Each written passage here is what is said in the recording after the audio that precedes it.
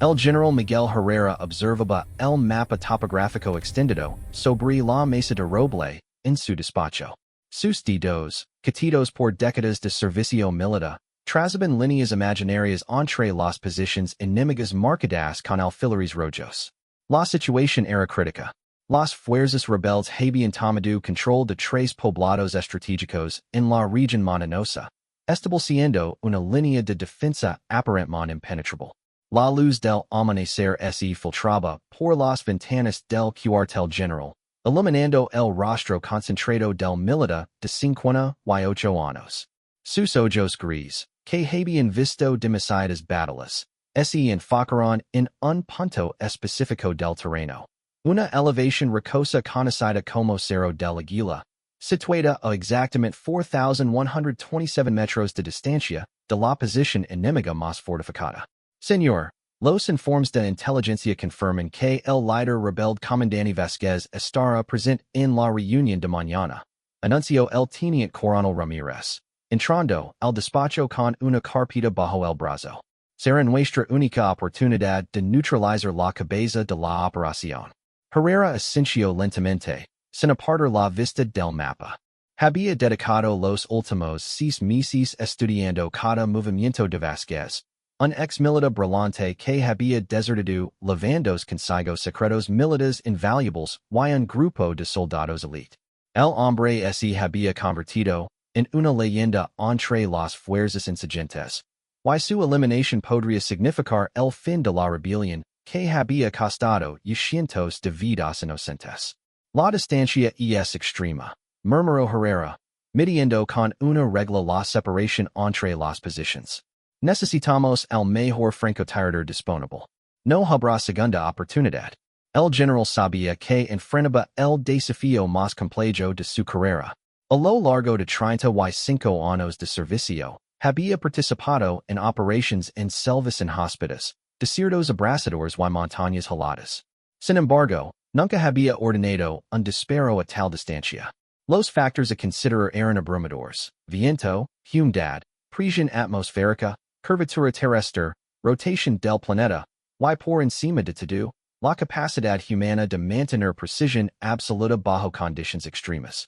Ramírez desplegó fotografías aéreas recientes sobre el escritorio. Hemos identificado 3 francotiradores con la experiencia necesaria para esta misión. El sargento primera clase Torres tiene el récord nacional con un disparo certero a 2,800 metros. El cabo Méndez ha demostrado excepcional estabilidad bajo presión, y el soldado profesional García posee conocimientos únicos en balística atmosférica. El general examinó cada fotografía del terreno con meticulosidad científica. El Cerro del Águila ofrecía una posición dominante, pero el acceso requeriría una aproximación nocturna de 8 horas a través de territorio parcialmente controlado por patrullas enemigas. La zona de extracción más cercana estaba ubicada a 2 kilómetros de la posición de tiro, requiriendo una retirada rápida y coordinada. Los meteorólogos predicen vientos variables entre 15 y 30 kilómetros por hora. Continuó Ramírez, consultando sus notas. La temperatura oscilará entre 5 y 12 grados centígrados. La humedad relativa será del 70% al momento del disparo programado. Herrera cerró los ojos momentáneamente, visualizando la trayectoria de la bala. A 4,000 metros de distancia, el proyectil viajaría durante aproximadamente 6 segundos antes de alcanzar su objetivo. Durante ese tiempo, múltiples variables podrían alterar su curso. Una ráfaga de viento inesperada, un cambio mínimo en la densidad del aire, o simplemente la inevitable imperfección inherente a cualquier sistema mecánico. La responsabilidad pasaba sobre sus hombres como una montaña. No se trataba únicamente de una demostración de habilidad militar. El éxito o fracaso de esta operación determinaría el futuro de miles de civiles atrapados en la zona de conflicto. Vázquez había demostrado ser despiadado con la población local, utilizando tácticas de terror que violaban todas las convenciones internacionales de guerra. Convoque inmediatamente a los 3 candidatos, ordenó finalmente el general. Necesito evaluar personalmente sus capacidades. Esta misión require más que habilidad técnica. Necesitamos tiempo mental exceptional. Durante las siguientes 4 horas, Herrera entrevistó individualmente a cada francotirador. Torres, un veterano de 42 años con 18 años de servicio activo, demostró conocimiento enciclopédico sobre armamento y municiones. Sus manos permanecen absolutamente estables mientras explicaba complejos cálculos balísticos, y su historial operacional incluía misiones exitosas en condiciones adversas similares. Méndez, más joven pero igualmente experimentado, había desarrollado técnicas innovadoras para compensar factores ambientales. Su aproximación metodológica y capacidad para mantener concentración durante periodos prolongados lo habían convertido en instructor de la Academia de francotiradores. Sus superiores lo describían como una máquina de precisión humana. García presentaba el perfil más intrigante. Graduada en física atmosférica antes de enlistarse, había revolucionado los protocolos de tiro a larga distancia, incorporando modelos matemáticos avanzados. Su comprensión teórica del comportamiento de proyectiles en diferentes condiciones atmosféricas superaba incluso a oficiales con décadas de experiencia. Mientras revisaba los expedientes, el general reflexionaba sobre la paradoja de su situación. La tecnología militar moderna había avanzado exponencialmente. Sistemas de navegación satelital, comunicaciones encriptadas, drones de reconocimiento, y armamento inteligente. Sin embargo, en este momento crucial, el destino de la operación dependería de la habilidad ancestral de un ser humano para calcular trayectorias y controlar su respiración mientras apuntaba un rifle. La decisión debía tomarse antes del anochecer. Los preparativos logísticos requirían al menos 12 horas. Transporte del equipo especializado, establecimiento de rutas de comunicación seguras, coordinación con unidades de apoyo, y briefing detallado sobre procedimientos de emergencia. No había margen para improvisaciones o errores. Herrera se dirigió al polígono de tiro, donde los 3 candidatos aguardaban para demostrar sus habilidades en condiciones controladas. Aunque ninguna práctica podría replicar exactamente las circunstancias de la misión real, esta evaluación proporcionaría información valiosa sobre el rendimiento de cada tirador bajo observación directa. El sol comenzaba su descenso hacia el horizonte cuando el general tomó su decisión final. La elección no se basó únicamente en habilidad técnica o experiencia previa, sino en una combinación intangible de factores que su instinto militar había aprendido a reconocer a lo largo de décadas de liderazgo en situaciones extremas. La misión más importante de su carrera estaba a punto de comenzar. La elección recayó en la soldado profesional Elena García. Sea combinación única de conocimiento científico y habilidad práctica la conversa en la candidata ideal para esta misión extraordinaria. A sus 29 años, García había demostrado una comprensión intuitiva de la balística que trascendía la experiencia convencional, desarrollando métodos de cálculo que habían sido adoptados oficialmente por las academias militares del país. El general Herrera observó mientras García examinaba meticulosamente el rifle de precisión personalizado que utilizaría para la misión. El arma, un modelo de fabricación nacional modificado específicamente para tiros de ultra larga distancia, había sido calibrado durante semanas en el laboratorio de armamento más avanzado del ejército. Cada componente había sido inspeccionado, ajustado y probado hasta alcanzar tolerancias microscópicas. La consistencia del proyectil será fundamental, explicó García, sosteniendo una de las balas especialmente fabricadas para la operación. Hemos seleccionado munición con variaciones de peso inferiores a 0.2 granos. La diferencia podría parecer insignificante, pero a 4,000 metros se traduce en desviaciones de varios centímetros. El armero jefe, suboficial Mayor Rodríguez, había dedicado los últimos 5 días perfeccionando cada aspecto del sistema de armas. El canon había sido sometido a un proceso de enfriamiento controlado después de cada serie de pruebas para garantizar que las propiedades metalúrgicas permanecieran constantes. El mecanismo de disparo fue ajustado para proporcionar una liberación absolutamente predecible, eliminando cualquier variación en el momento exacto de ignición. Hemos instalado un sistema de medición atmosférica integral. Continuo Rodriguez, señalando los instrumentos electrónicos montados en el rifle. Sensors de viento, temperatura, humedad y presión barométrica proporcionan datos en tiempo real. Sin embargo, la interpretación final de estos datos dependerá completamente de su criterio profesional, Soldado García. La francotiradora esencio, consciente de que ningún instrumento podría reemplazar la experiencia humana para evaluar conditions variables. Durante las próximas 18 horas, memorizaría cada especificación técnica, cada tabla balística, cada posible escenario que pudiera influir en la trayectoria del proyectil. El mayor Sebastián Morales, especialista en meteorología militar, presentó pronósticos detallados para las próximas 48 horas. Sus análisis incluyen modelos computacionales que consideran patrones climáticos regionales, efectos topográficos específicos del Cerro del Águila, y variaciones microclimáticas que podrían desarrollarse en la zona objetivo. Los vientos predominantes seguirán un patrón descendente desde las elevaciones superiores, explicó Morales, señalando gráficos complejos en su computadora portátil. Sin embargo, entre las 10 y las 11 de la mañana, momento programado para el disparo, existe una probabilidad del 35% de turbulencias térmicas generadas por el calentamiento solar del valle. García estudió los datos meteorológicos con la concentración de un científico analizando una ecuación crítica. Su formación académica le permitió comprender las implicaciones físicas de cada variable, mientras que su entrenamiento militar proporcionaba el contexto práctico necesario para tomar decisiones instantáneas bajo presión extrema.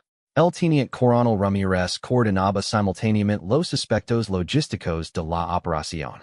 Un equipo de 8 especialistas acompañaría a García hasta la posición de tiro, 2 observadores expertos en identificación de objetivos, un operator de comunicaciones, un médico de combate, y 4 soldados de infantería responsables de la seguridad perimetral. La aproximación comenzará a las 2300 horas, detalló Ramírez durante el briefing final. Utilizaremos la ruta Alpha 7, que nos permitirá evitar las patrullas enemigas conocidas mientras mantenemos acceso visual constante a las posiciones de extracción alternativas. Los mapas topográficos habían sido actualizados con información de reconocimiento aéreo obtenida apenas 6 horizontes. Cada árbol, cada roca, cada irregularidad del terreno había sido catalogada y marcada. El equipo conoce la ubicación exacta de cada obstáculo potencial, cada posición de cobertura disponible, y cada ruta de escape posible. García dedicó la tarde a prácticas de respiración y meditación, técnicas que había perfeccionado durante años para mantener control absoluto sobre sus funciones corporales durante momentos críticos. Su ritmo cardíaco, presión arterial y tensión muscular debían permanecer estables independientemente de la adrenalina natural que acompañaría una misión de tal magnitud. El psicólogo militar, Dr. Capitán Vargas, había trabajado con García durante las últimas 2 semanas, preparándolo mentalmente para el desafío único que enfrentaría. La presión psicológica de realizar un disparo que podría determinar el caso de un conflicto armado requería preparación especializada, que trascendía el entrenamiento militar convencional. La visualización será fundamental, explicó Vargas durante su sesión final. Debe imaginar cada aspecto de la misión hasta el momento del disparo.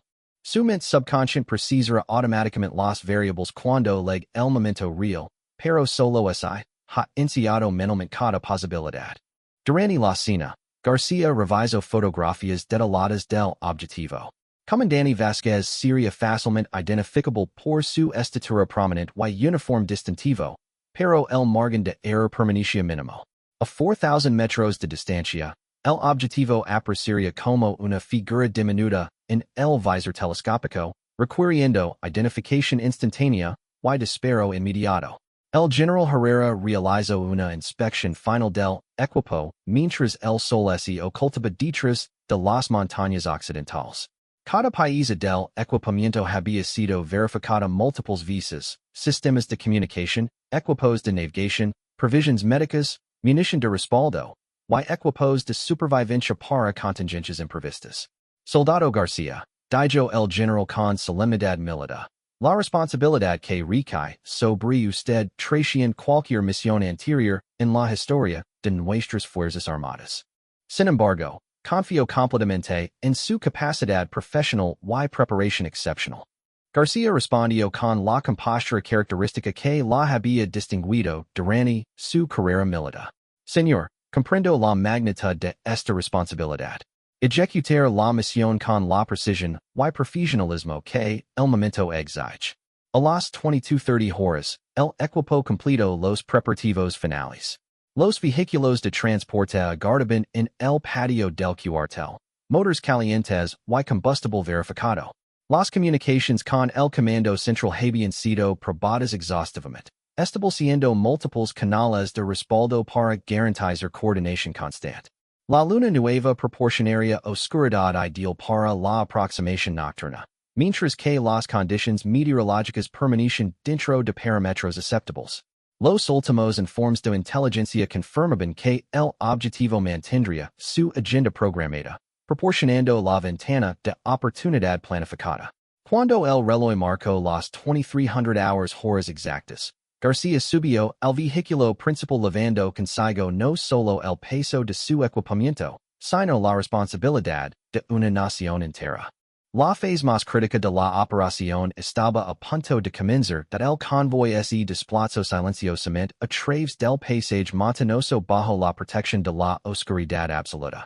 García viajaba en el asiento del pasajero del vehículo principal, revisando mentalmente cada aspecto de la misión mientras observaba el terreno familiar que se deslizaba ante las ventanas cubiertas con filtros infrarrojos. A las 2:15 horas, el equipo alcanzó el punto de desembarque programado, una explanada rocosa situada a 3 kilómetros del Cerro del Águila. Los vehículos se detuvieron sin ruido, motores apagados según protocolo, y los 8 miembros del equipo descendieron llevando equipamiento que había sido distribuido meticulosamente para optimizar velocidad y seguirlo durante la aproximación pedestre. El sargento Primero López, líder del equipo de seguridad, estableció inmediatamente un parámetro defensivo mientras García verificaba por última vez la calibración de su rifle.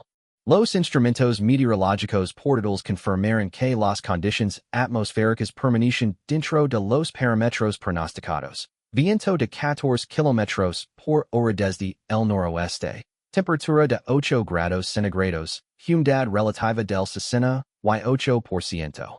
La marca hacia la posición de tiro requirió exactamente 3 horas y 47 minutos. El equipo se desplazó utilizando técnicas de movimiento táctico avanzado, aprovechando cada sombra, cada depresión del terreno, cada formación rocosa, que proporcionara concealment contra posible observación enemiga.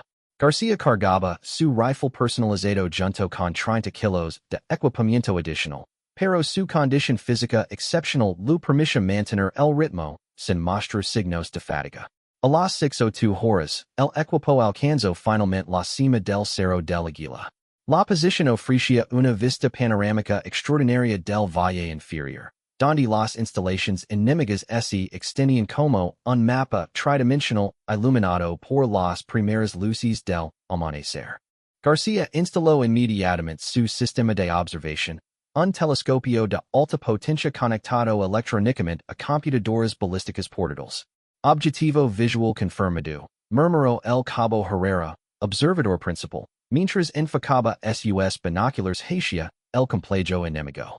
Edificio administrativo central, ventana del segundo piso, lado este. Distancia láser confirmada, 4,127 metros exactos. García estableció su posición de tiro con precisión milimétrica. El bipod de su rifle fue ajustado para compensar la inclinación natural del terreno, mientras que una almohadilla especial proporcionaba estabilidad adicional para su hombro de apoyo. Cada movimiento había sido ensayado durante semanas hasta alcanzar automatismo absoluto. Las siguientes 2 horas transcurrieron en observación meticulosa del objetivo.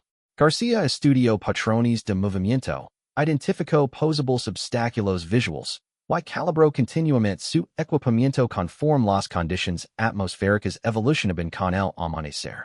La temperatura aumentó gradualmente hasta 12 grados centígrados, mientras que la humedad disminuyó al 58%. Control, aquí aguila 1. Transmitió el operator de comunications a las 9:30 horas. Position estabilizada, objetivo bajo observación constante, conditions óptimas mantenidas. La respuesta del General Herrera llegó inmediatamente. Aguila 1. Autorización final pendiente de confirmación visual del objetivo principal. Mantengan position y alerta máxima.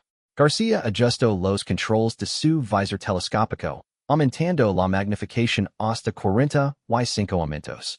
Esta potencia podía distinguir detalles específicos de uniformes y equipamiento en el complejo enemigo.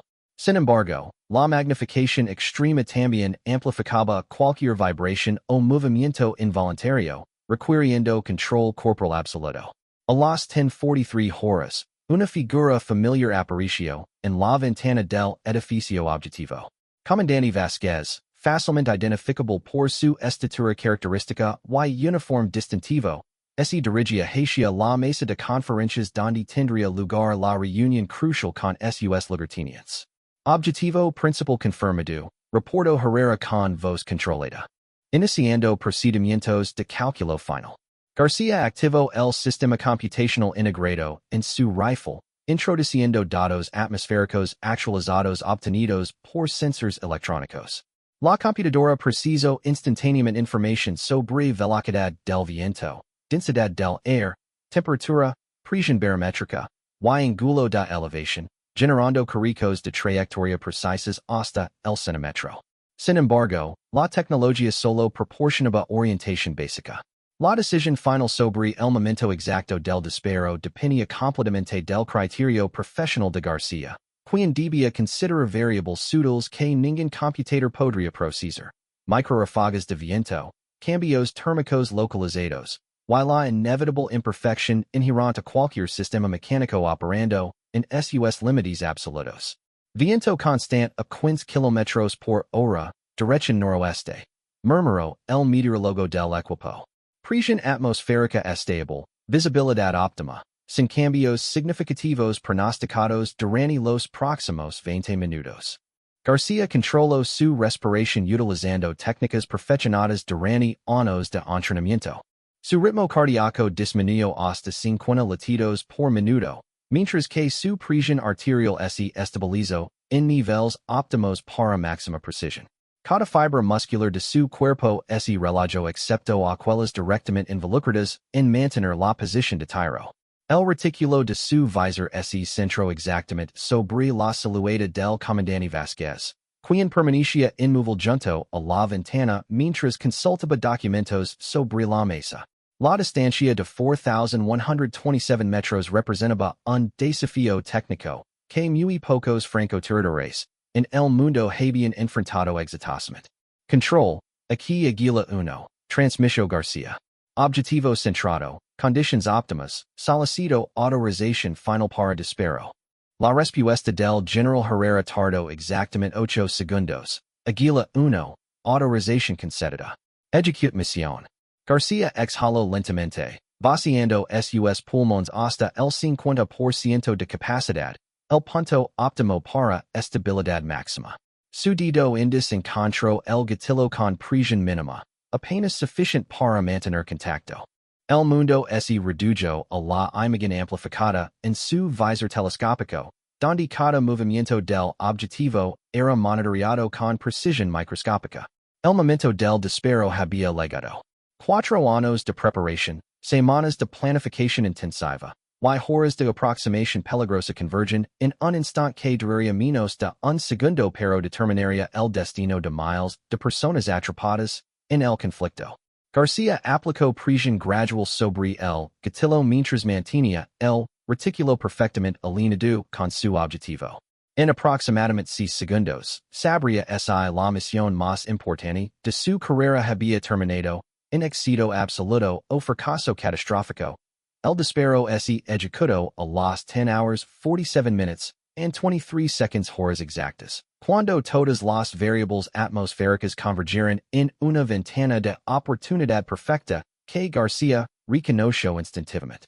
El rifle retrocedió contra su hombro con fuerza controlada, mientras el proyectil especialmente diseñado comenzó su trayectoria de 6 segundos hacia el objetivo situado a 4,127 metros de distancia. Durante esos segundos eternos, García mantuvo su posición absolutamente inmóvil, observando a través del visor telescópico, mientras el comandante Vázquez continuaba consultando documentos junto a la ventana. El proyectil viajaba a una velocidad inicial de 850 metros por segundo, perdiendo gradualmente velocidad debido a la resistencia atmosférica, mientras seguía un arco parabólico calculado con precisión matemática. Disparo ejecutado, reportó García con voz controlada, sin apartar la vista de su objetivo. Tiempo de vuelo estimado, 6.2 segundos. El equipo completo mantuvo silencio absoluto. Cada miembro consciente de que presentaban un momento histórico en la carrera militar de su país. Las comunicaciones permanecieron abiertas hacia el cuartel general, donde el general Herrera y su estado mayor aguardaban junto a pantallas de monitoreo conectadas a cámaras de observación remotas. En el cuarto segundo de vuelo, una ráfaga de viento inesperada de 15 kilómetros por hora surgió desde el valle, creando turbulencias que podrían desviar el proyectil varios centímetros de su trayectoria planificada. García observó este desarrollo con la serenidad profesional que la caracterizaba, consciente de que cualquier corrección era ahora imposible. El quinto segundo transcurrió mientras el proyectil completaba las tres cuartas partes de su recorrido, manteniendo estabilidad aerodinámica, excepcional gracias al diseño especializado de la munición. Los cálculos balísticos habían considerado la rotación terrestre, un factor aparentemente insignificant que a tal distancia podía traducirse en desviaciones de varios centímetros. Exactamente 6 segundos y 200 milésimas después del disparo, el proyectil alcanzó su destino con precisión absolutamente perfecta. Comandante Vázquez se desplomó instantáneamente sobre la mesa de conferencias, eliminado por un disparo que sería recordado como uno de los más extraordinarios en la historia militar moderna. Impacto confirmado. Anunció el observador principal mientras enfocaba sus binoculars hacia el edificio objetivo. Objetivo neutralizado. Misión exitosa. La reacción en el complejo enemigo fue inmediata y caótica. Soldados rebeldes emergieron de múltiples edificaciones, algunos corriendo hacia el edificio administrativo mientras otros establecían posiciones defensivas. Sin embargo, la confusión resultante de perder súbitamente a su líder principal era evidente, incluso desde la distancia de observación. García comenzó inmediatamente los procedimientos de evacuación, desmontando su rifle con movimientos precisos y empacando el equipamiento según protocolos establecidos. El equipo tenía aproximadamente 15 minutos antes de que patrullas enemigas pudieran determinar la dirección aproximada del disparo y iniciar operaciones de búsqueda. Control. Aquí Aguila 1. Transmitió el operator de comunicaciones. Misión cumplida exitosamente. Iniciando procedimientos de extracción según plan original. La respuesta del general Herrera reflejaba satisfacción profesional contenida. Aguila 1. Confirmamos éxito de misión. Ejecutan extracción inmediata. Equipos de apoyo en posición para asistencia si requerida. El descenso del cerro del Aguila requirió exactamente 2 horas y 15 minutos, utilizando una ruta alternativa que evitaba posibles patrullas de búsqueda enemigas. García lideraba la formación, navegando a través del terreno montañoso con la confianza de alguien que había memorizado cada detalle topográfico durante semanas de preparación. A las 13:20 horas, el equipo alcanzó el punto de extracción donde vehículos blindados aguardaban con motores funcionando. La carga del equipamiento se completó en menos de 4 minutos, y el convoy inició el retorno hacia el cuartel general utilizando rutas seguras preplanificadas. Durante el viaje de regreso, García reflexionó sobre la misión que acababa de completar. El disparo of 4,127 metros representaba no solo un logro técnico extraordinario, sino una demostración de que la combinación de preparación meticulosa, tecnología avanzada, y habilidad humana excepcional podía superar obstáculos aparentemente imposibles. Los informes de inteligencia que legaban al cuartel general confirmaban que la muerte del comandante Vázquez había desencadenado fragmentación inmediata entre las fuerzas rebeldes. Sin liderazgo unificado, los diversos grupos insurgentes comenzaron negociaciones separadas con representantes gubernamentales, efectivamente terminando la rebelión organizada que había amenazado la estabilidad regional durante meses. A las 16:30 horas, el convoy arribó al cuartel general donde el general Herrera aguardaba personalmente para recibir al equipo. La expresión en su rostro reflejaba orgullo profesional y alivio por el éxito de una operación que había requerido planificación extraordinaria y ejecución perfecta. Soldado García, declaró el general durante el debriefing formal. Su desempeño profesional ha establecido un precedente que será estudiado en academias militares durante décadas. Ha demostrado que los límites aparentemente absolutos pueden ser superados mediante preparación excepcional y dedicación inquebrantable. García recibió el reconocimiento con la modestia característica que había marcado toda su carrera. Para ella, la misión representaba simplemente el cumplimiento de responsabilidades profesionales utilizando entrenamiento y equipamiento proporcionados por las Fuerzas Armadas de su país. Los análisis técnicos posteriores confirmaron que el disparo había sido ejecutado con precisión absolutamente perfecta, considerando todas las variables atmosféricas y balísticas involucradas. La documentación completa de la operación se convirtió en material de estudio obligatorio para programas avanzados de francotiradores, estableciendo nuevos estándares para misiones de ultra larga distancia. Las consecuencias estratégicas de la operación se extendieron mucho más allá del éxito táctico inmediato. La demostración de capacidades militares tan avanzadas envió un mensaje claro a otros grupos insurgentes potenciales sobre las consecuencias de desafiar la autoridad gubernamental. La estabilidad regional se restableció gradualmente durante las semanas siguientes. El general Herrera redactó personalmente el informe final de la misión, documentando cada aspecto técnico y operational para referencia futura. Su conclusión enfatizaba que el éxito había resultado de la combinación perfecta entre planificación detallada, tecnología de vanguardia, y habilidad humana excepcional representada por la soldado profesional Elena García. Meses después, cuando García fue promovida y transferida a la Academia Militar como instructora principal de francotiradores, Levo consigo no solo el conocimiento técnico adquirido durante la misión, sino la confianza de haber superado el desafío más extraordinario que las Fuerzas Armadas podían presentar. El disparo a 4,127 metros se convirtió en leyenda dentro de los círculos militares profesionales, no como una demostración de violencia, sino como evidencia de que la preparación meticulosa, la tecnología apropiada, y la habilidad humana excepcional pueden lograr resultados que trascienden las limitaciones aparentemente absolutas. La historia del general que pidió francotiradores para dar en el blanco a 4,000 metros de distancia había terminado, con éxito absoluto, estableciendo precedentes que influenciarían doctrina militar y entrenamiento especializado durante generaciones futuras. La precisión, la preparación y la profesionalidad habían prevalecido sobre circunstancias extraordinariamente desafiantes.